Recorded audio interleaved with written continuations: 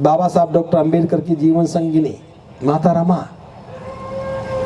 हम उन्हें सम्मान से माता रमा कहते हैं, बहुत बीमार थी।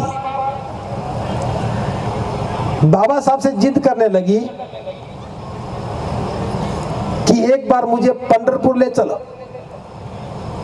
पंढरपुर बहुत बड़ा मंदिर है, उस मंदिर में बुद्ध की मूर्ति है, उसको रंग रोगन अलग कर दिया, उसको पंढरपुर बोल दिया।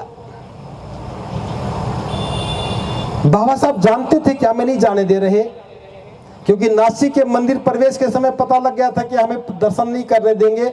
वो आंदोलन सम्मान स्वाभिमान के लिए था, ये बताने के लिए था कि हम इनके भाई या नहीं जाने दिया।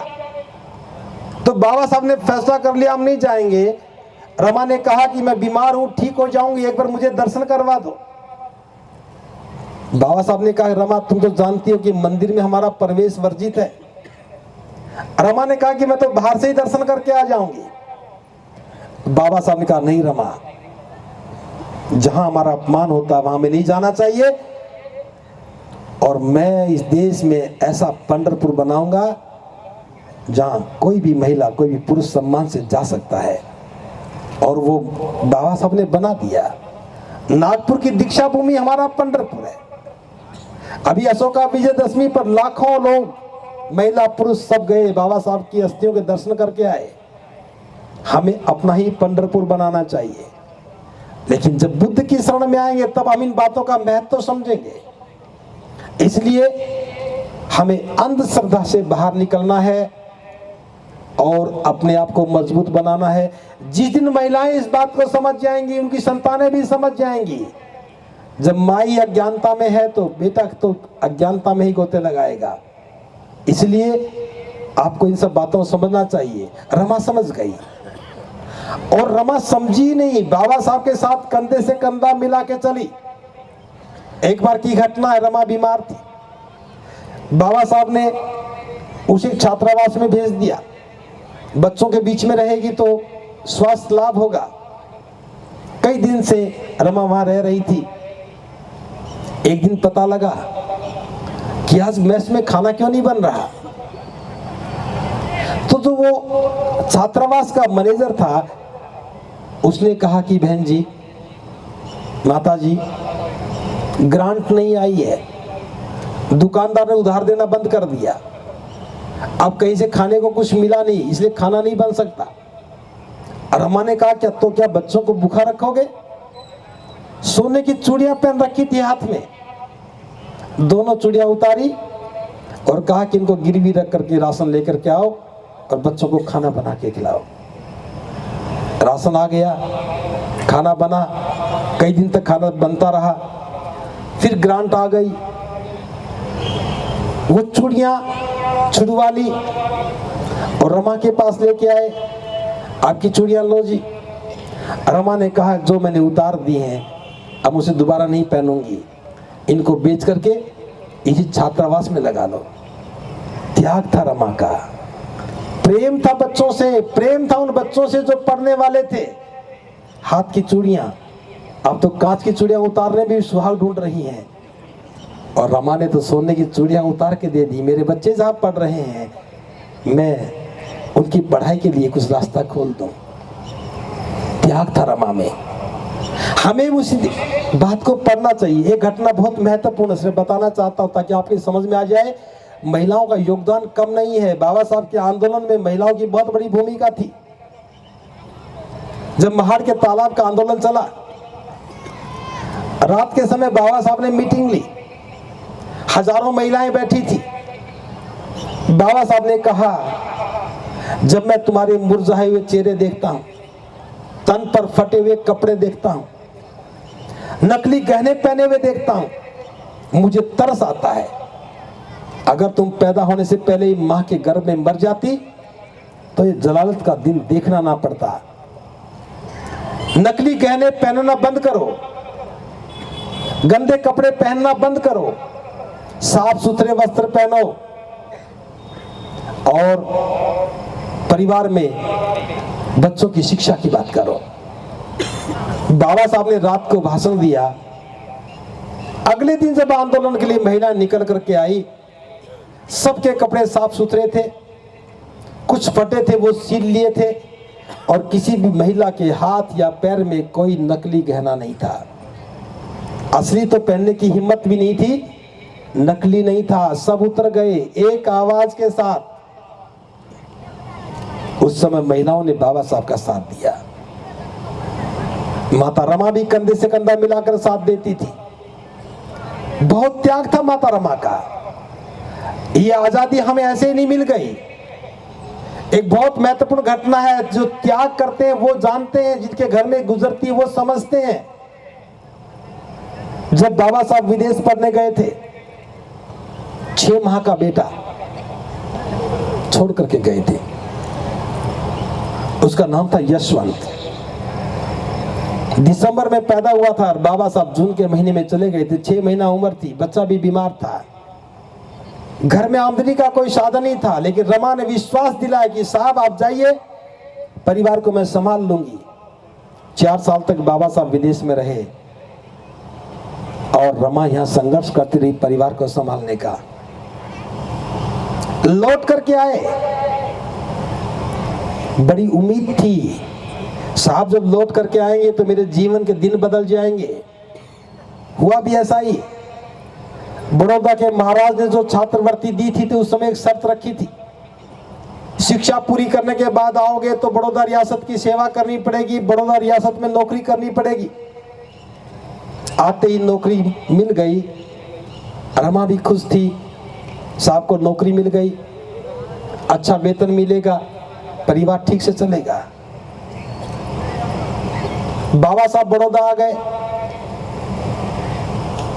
आकर के देखा तो यहाँ का दृश्य कुछ अलग था। दफ्तर में प्रवेश किया तो चपरासी ने टाट को समेट लिया। पानी मांगा तो गिलास रख दिया, दोबारा हाथ नहीं लगाया। फाइल भी दूर फेंकते थे। कैंटीन में कोई चाय पिलाने वाला नहीं था। पूरे बड़ौदा में किसी ने रहने की जगह नहीं दी। पारसियों की धर्मशाला में दुगुना किराया दिया। तब वहां के चौकीदार ने बाबा साहब का नाम बदल करके पारसी रखा, रजिस्टर में पारसी नाम अंकित किया और कहा कि जो भी कोई पूछे तुम्हें बता देना है कि मैं पारसी हूं। पारसियों को पता लगा तो 10 दिन ही बीते थे, 11वें दिन लाठी लेकर के आ गए, मारने को बेताब थे, गालियां भी दी। बाबा साहब ने कहा कि मुझे कुछ दिन की मोहलत दे दो, मैं रहने की व्यवस्था कर लूंगा। लेकिन लोग बड़े बेरहम थे,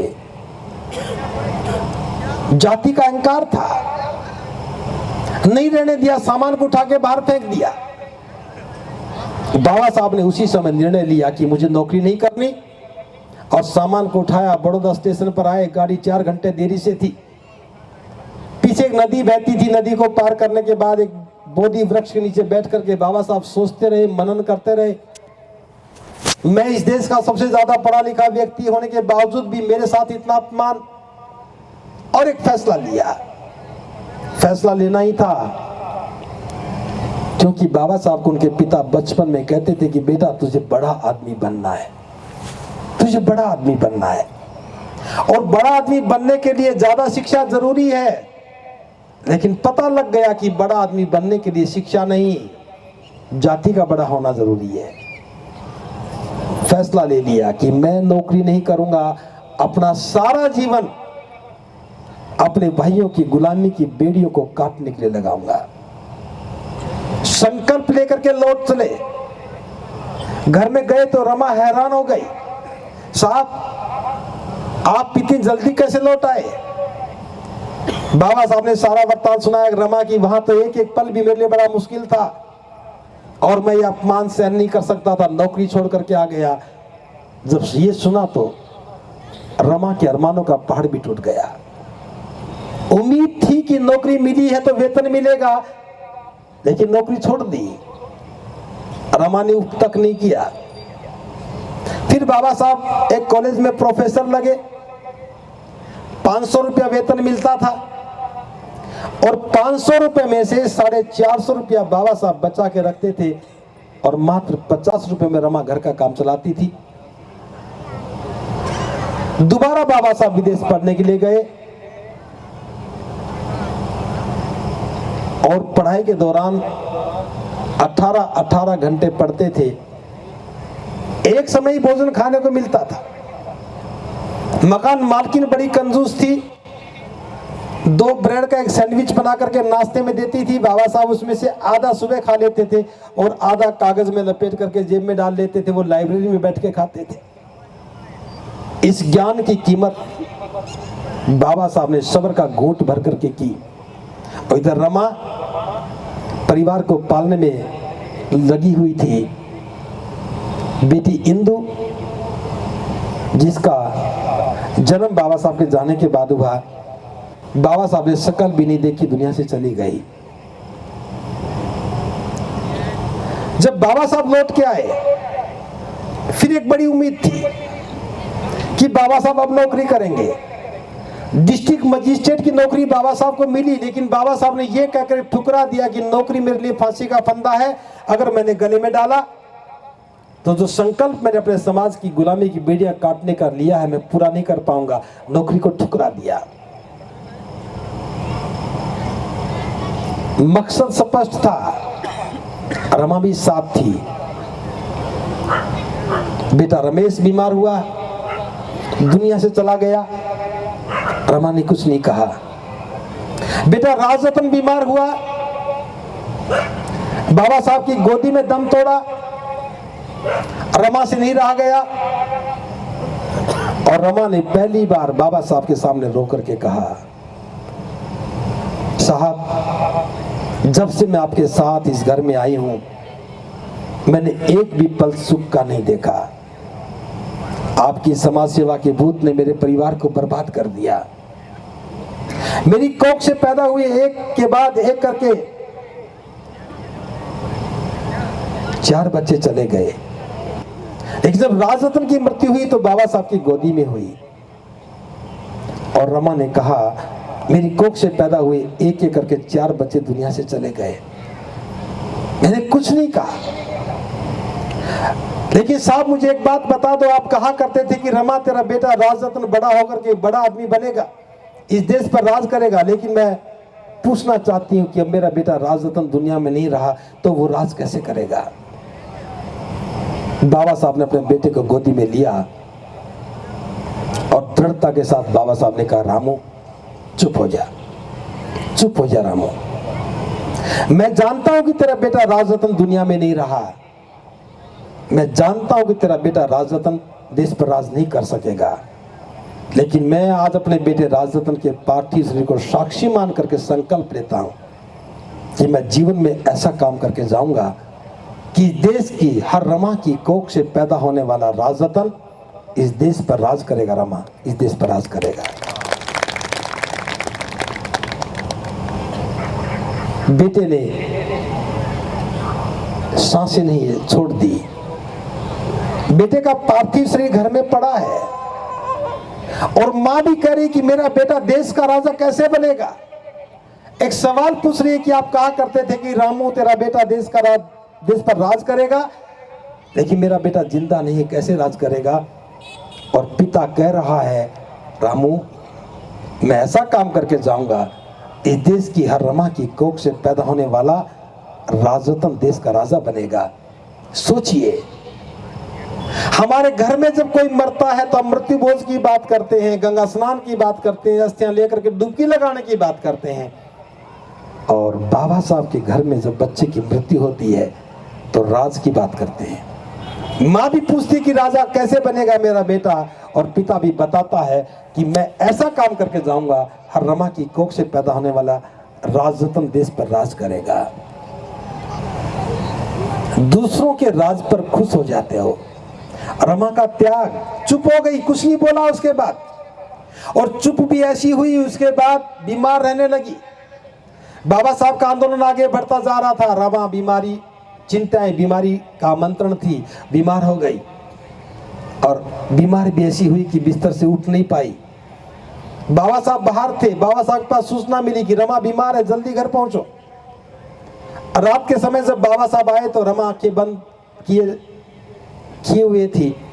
रात भर बैठे रहे, रमा ने आंखें नहीं खोली।